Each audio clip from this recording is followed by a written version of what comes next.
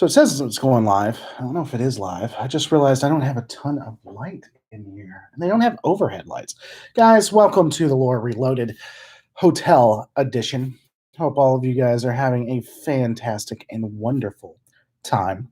Don't forget to check me out at twitter.com/Lore Reloaded, as well as twitch.tv/Lore Reloaded.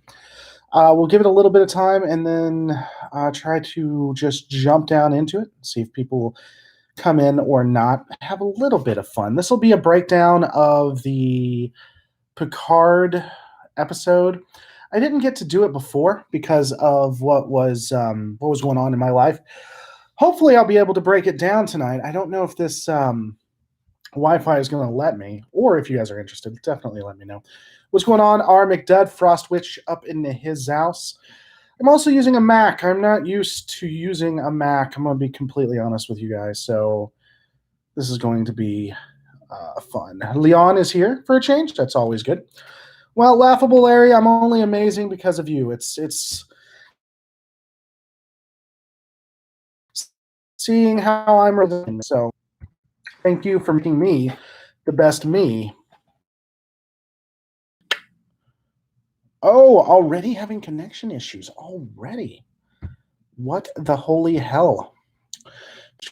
Which I guess I could. But where's the fun in it? Where's the second? Everything lag. All right. So I turned off the thing, so that may help out. I am using a VPN. No, I'm not going to stop using a VPN. I won't do it if I can't use a VPN. I'm not stupid. This is a Wi-Fi that I cannot control, so there is absolutely no way in hell that I am not using a VPN. I'd rather just not do the thing at all. I think it was because I tried to access something else that was a little intense on the Wi-Fi, so I'm just not going to be able to pull up the Picard piece itself.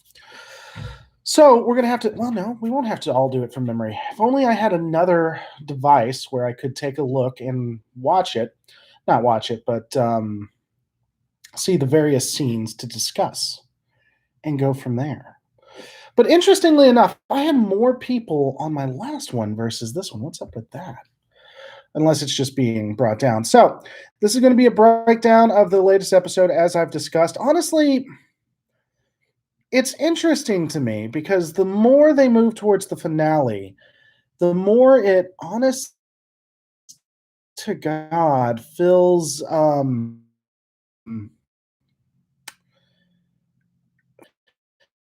TNG episodes, honestly, in my opinion. Why is it going to Discovery? I don't want Discovery. I want Picard. Yeah, Leon, if you haven't seen it yet and you don't want spoilers, definitively do not watch this. The Et in Cardio Ergo, Part 1. I'm not in a new house. No, I'm in a hotel. But thanks. Anyway, so what's interesting about it, I guess, is that they finally answer a lot of the questions, and they pull a lot of the old cliches. Again, it does remind me of your basic TNG storyline. So they come out of, and there's a couple of scenes that don't seem to make a ton of sense to me. They come out of the Borg. Well, there's two things. First, they go into the Borg conduit, right? And they're able to set up the chronotons and everything like that. They even, in last episode, have a big conversation about that. It says you want to go, Rios tells Soji, he's like, you want to go through a Borg conduit, and yet we don't have all the chronoton set up that we need. We don't have the deflector shields.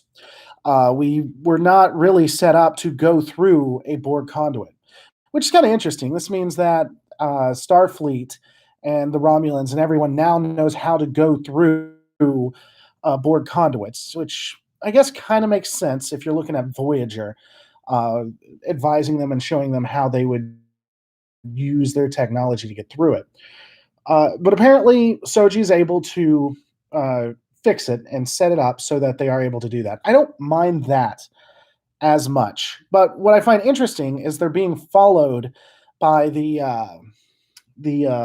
Romulan I'm a bad guy, and the how does the Romulan I'm a bad guy actually get through the conduit?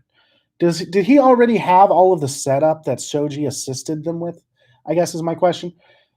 Do Romulan ships just instantly have the ability to go through um, Borg conduits? I guess in theory, if I was going to be very, very kind to the series, since basically the Romulans were the ones that were heading the stripping of the Borg and the analyzing of it, they may have been able to make their vessel so that they can travel through the conduits. It may be a standard feature for Starfleet, or not Starfleet, for Romulan intelligence, Tal Shiar intelligence.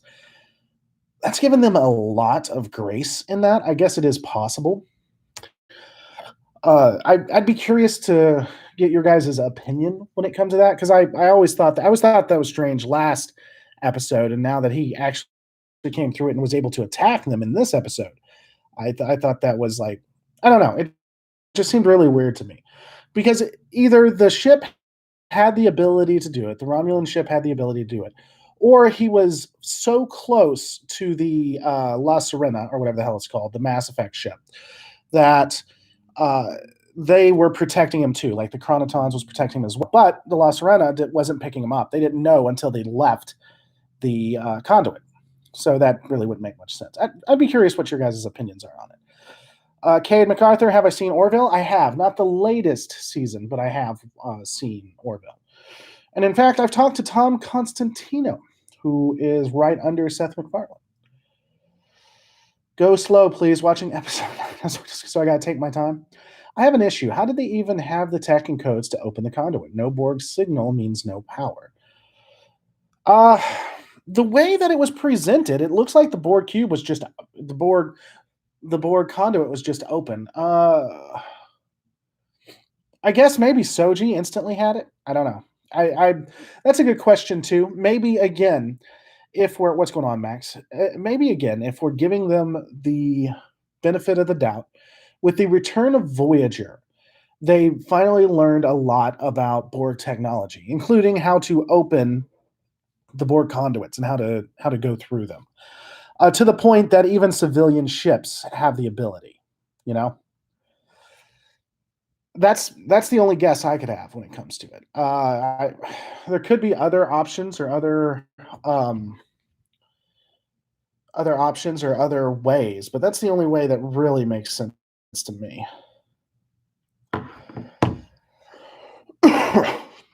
The battle, I think, between the La Sirena and the Romulan I'm a bad guy. God, I forget his name.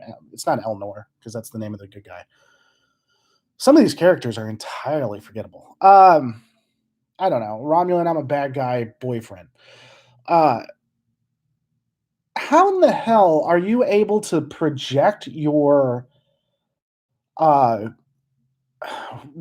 cloaking device not only in front, but you project it in a way that makes it seem like you also have that there's a life sign on there?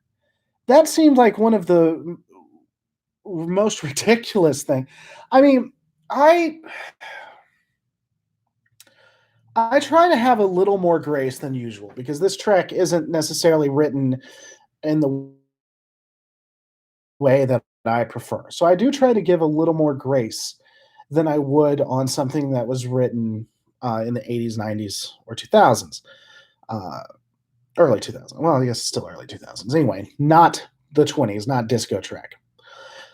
But I don't know. Maybe there was more to it. So if you guys have seen it, when it comes to the projection of the cloaking device, did they explain that in any way that made any kind of sense? Because I've watched it twice, and it still hasn't at any point made sense to me.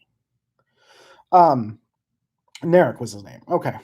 I think that the only reason they seem to do that is to kind of push the narrative. It didn't serve a point in the story except to push the narrative that we shouldn't attack somebody when we have the upper hand, which they try to tie at the end. They try to make it all stay together. But that felt very, very forced, you know? Uh, so I'm not completely on board with how that worked. And again, just projecting a cloak. First off, if he's projecting his cloaking device, that means he's not using his cloaking device, right? So the ship would still be behind them. Uh, at best, it would seem like they'd think that they have um, two different uh, ships that they'd be fighting. You'd think, because then they'd see the ship in front of them that's damaged, and then there'd be a ship that is completely undamaged right behind them, which could have been interesting. Now, if they had done that, I think that would have been a little more palatable. It still doesn't make any sense how you would project a cloaking device, but it would be a little more palatable in understanding. Because again, was he cloaked and projecting his cloaking device? It just you see. Yeah, and I think it was more just to push the plot and to reinforce the we can't fire on someone when they're weaker than us, or we have to try to save them, even if they were the aggressor. I think it was just trying to move that specific point, and I don't get it. I don't understand. This is slow enough. Picard just woke up here. Everyone's worried about him. Ah, you're still going through it, Leon. Leon's still watching. Uh, and I forget.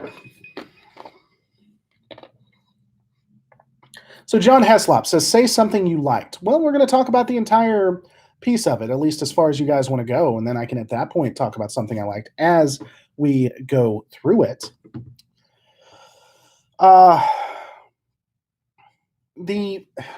There's not to say there aren't things that I didn't like in it. I just, if it overall doesn't make sense or plot points aren't pushed forward, it has to be discussed, you know? Sorry, someone's trying to mess with me. How did the Romulan fleet that needed the Federation to evac their homeworld have so many ships? Yeah, I mean, the attack fleet, a lot of people get upset about the fact that the Federation was sending this massive fleet. You know, why weren't the Romulans doing it? I don't think that that's really something to hang your hat on. The Romulans could have been doing everything everything they could, and it still not be enough. They could have been using their entire fleet to get everything out that they could, and again, it still just isn't enough to help them out. The ships that were being sent were, what was it, 208 to 210 warbirds, but we don't know exactly what the warbirds were. In theory, they may not have been a fleet that would have been sufficient enough to save everyone. So again, and this is how many years it's been? What is it? 9 years or more since the supernova event happened. So I don't. You know, a lot of people get upset at that. I don't. I don't think it's really a good reason to get upset about. So anyway, you have these ships, and they're in the middle of a battle, and the La Serena is about to be destroyed. All of a sudden, flower ships appear and basically eat both of the vessels. I'm assuming they ate both vessels. Uh, I don't.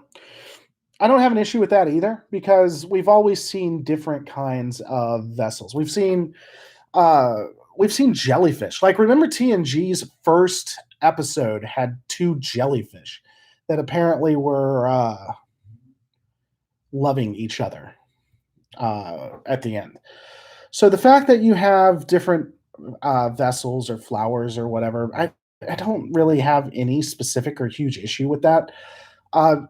It's intriguing to me, and I'm sure there's a tie-in why they would have orchids for the AI. I'm not sure why the AI or their species would do that, would have flowers for ships, why they would build them. But I'm sure there's some kind of tie-in there that I'm missing. The fact that they use them or that they are orchids, again, if you get a, I think it was Frostwish, but I know someone was pretty upset about that in the comments just a minute ago. It's just, this is how TNG worked. They said that it was a successor to TNG, and that is honestly a successor type move. To have flowers engulf and not have like technological vessels, even though it would make more sense that they use technological vessels. I'm not completely sure why they didn't, or why they would. I'd be interested, but the fact that they were there doesn't. It's standard TNG. If this was throughout, if they did episodes like this one, or even the last one, for the entire series, it would be completely